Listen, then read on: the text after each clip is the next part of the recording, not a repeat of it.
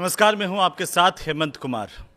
Middle east के युद्ध को लेकर के ये करीब करीब अब तय हो गया है कि आखिरकार ये युद्ध कब रुकेगा, ये हर कोई जानना चाह रहा है। लेकिन इसका जवाब ये है कि ये तय करेगा ईरान।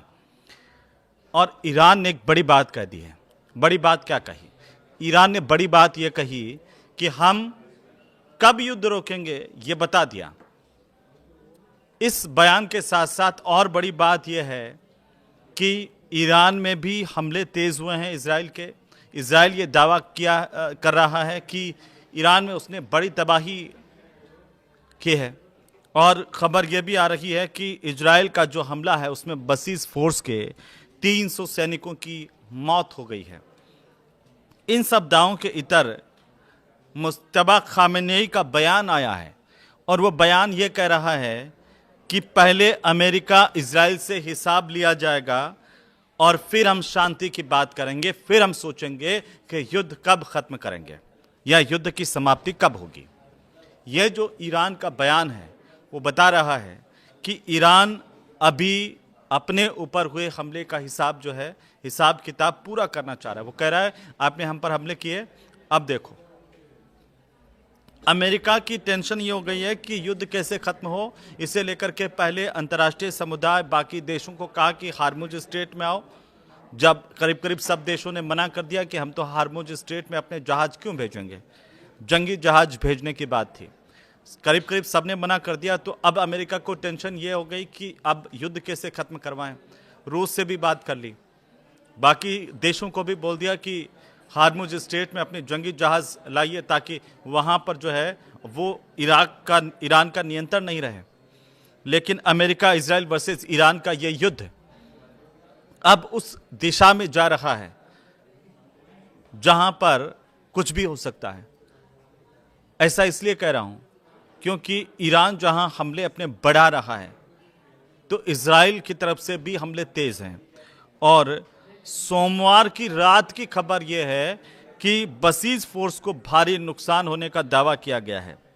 मीडिया रिपोर्ट्स ये कह रही हैं कि ये जो हमले किए गए इजराइल की तरफ से, इसमें 300 कमांडर और सैनिकों की मौत हुई है। बताया ये जा रहा है कि तेहरान के जो कई कमांड सेंटर को नष्ट कर दिया गया है। इसके अलावा यहाँ की जो लॉजिस्टिक यूनिट हैं उनको निशाना बनाया गया, जो वाहन डिपो हैं उनको निशाना बनाया गया है। और इससे जो बसेस की ऑपरेशन क्षमता है उसको नुकसान पहुंचा है। लेकिन इन सब के बीच ईरान के जो नए सुप्रीम लीडर हैं मुज्तबा खामेनेई ने कड़ा रुख अपनाया है। पहले ये कहा जा रहा था कि मुज्तबा खामेनेई की मौत हो गई, अब उनके नाम से बयान आ रहे हैं। और बयान क्या आ रहे हैं? बयान सीधे सीधे चुनौती देने वाले आ रहे हैं। वो ये कह रहे हैं कि अमेरिका और इजराइल से हिसाब लेंगे, बदला लेंगे और इसके बाद शांति की बात करेंगे। तो जब तक ईरान का बदला पूरा नहीं होगा शांति की बात नहीं होगी, और जब तक शांति की बात नहीं होगी तब तक आप मान के चलिए कि युद्ध रुकने वाला नहीं है। और इसीलिए हो सकता है कि युद्ध लंबा चले। अब आप एक चीज देखिए, जो अमेरिका अभी कुछ दिन पहले तक ये कह रहा था कि युद्ध बहुत लंबा चलेगा, युद्ध लंबा चलेगा, वो अमेरिका अब क्या कह रहा है? वो अब ये माहौल बना रहा है कि अब तो जल्दी युद्ध खत्म हो जाएगा। लेकिन अब दूसरा वाला पक्ष पलट गया, जिससे लेकर के ईरान को लेकर के बयान दिए जा रहे थे। अब ईरान ये कह रहा है कि पहले हम बदला लेंगे फिर शांति की बात करेंगे। इसके मायने ये हैं कि युद्ध अभी और भीषण होता हुआ नजर आ रहा है। कौन जीता कौन हारा वाली बात से अब आगे बात है। लेकिन जो मुज्तबा खामेनेई हैं उनका बयान यह है कि ईरान अपने दुश्मनों के खिलाफ कार्रवाई को अभी जारी रखेगा, मौजूदा संघर्ष थमने वाला नहीं है। ये ईरान ने ही साफ कर दिया। इजराइल ने इस बीच ये दावा किया कि ईरान के जो सिक्योरिटी चीफ हैं अली लारिजानी को मारने का दावा कर दिया। लेकिन अभी इसके पुख्ता प्रमाण कोई सामने नहीं आए कि अली लारिजानी क्या वाकई मारे गए, क्योंकि अली लारिजानी जो हैं वो ईरान की रीढ़ की हड्डी माने जाते हैं। जो पहले सुप्रीम लीडर थे खामेनेई, उनके बेहद खासम खास, उनके साथ काम करने वाले और कैसे काम करना है इसका तजुर्बा उनको है, लेकिन अभी ईरान ने ऐसी कोई पुष्टि नहीं की है। सबसे ताकतवर नेता ईरान के माने जाते हैं। लारिजानी कौन है? अब आप कहेंगे बार बार अब इस युद्ध में लारिजानी का जिक्र आ रहा है, तो लारिजानी कौन है? लारिजानी, जैसे मैंने आपको बताया कि सबसे ताकतवर अफसर हैं ईरान के। न्यूक्लियर प्रोग्राम में उनकी बेहद अहम भूमिका है लारिजानी की, और सुप्रीम लीडर अली खामेनेई के बेहद करीबी व्यक्ति हैं। रूस और चीन के साथ जो दोस्ती है उसमें बड़ी भूमिका इनकी लारिजानी की रही है। अली अर्दशिर लारिजानी इनका पूरा नाम है।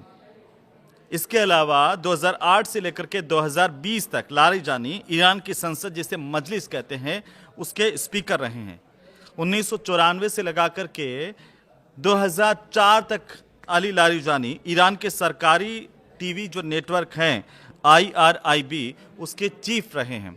तो उनकी भूमिका बहुत महत्वपूर्ण है। और अगर इजराइल ये दावा कर रहा है कि लारिजानी मारे गए हैं, इसके पीछे की वजह क्या है? ईरान की तरफ से अभी तक कोई पुष्टि नहीं हुई है। इजराइल, अमेरिका इससे पहले मुस्तफा खामेनेई की मौत के भी दावे कर रहे थे, लेकिन आज क्या हुआ? आज ये हुआ कि मुस्तफा खामेनेई को लेकर के एक बड़ा बयान आ गया सामने। खामेनेई खुद सामने नहीं आए, लेकिन उनका बयान आया कि अभी हमले नहीं रुकेंगे, पहले हम अपने ऊपर हमला जो हुआ उसका बदला लेंगे, उसके बाद शांति की बात करेंगे। तो ये दिखा रहा है कि किस तरीके से यहाँ पर अभी डिस्टर्बेंस और ज़्यादा बढ़ सकता है, युद्ध अभी और ज़्यादा भीषण हो सकता है।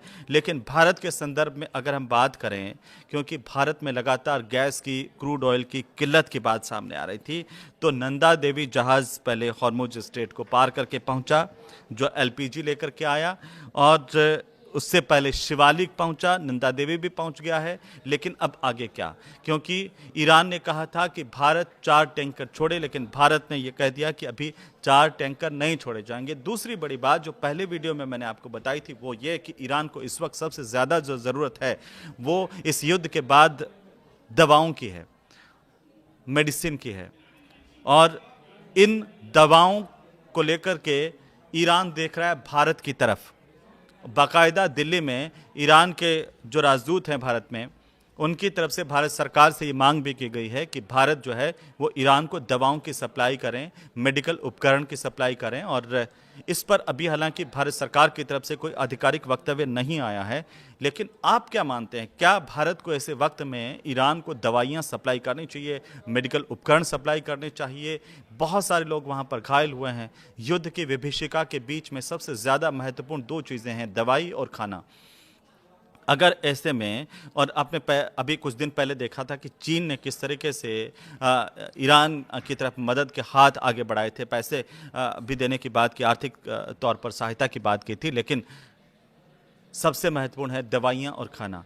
तो क्या ईरान अगर भारत से दवाई मांग रहा है, और भारत को, क्या ईरान को ऐसे वक्त में मदद करनी चाहिए? अगर भारत इसमें मदद करता है तो क्या भारत के सामने क्या परेशानी हो सकती है, या इस युद्ध के नए मायने क्या हो सकते हैं, क्या बदलाव हो सकता है? आप हमें कमेंट करके ज़रूर बताएं अपनी राय।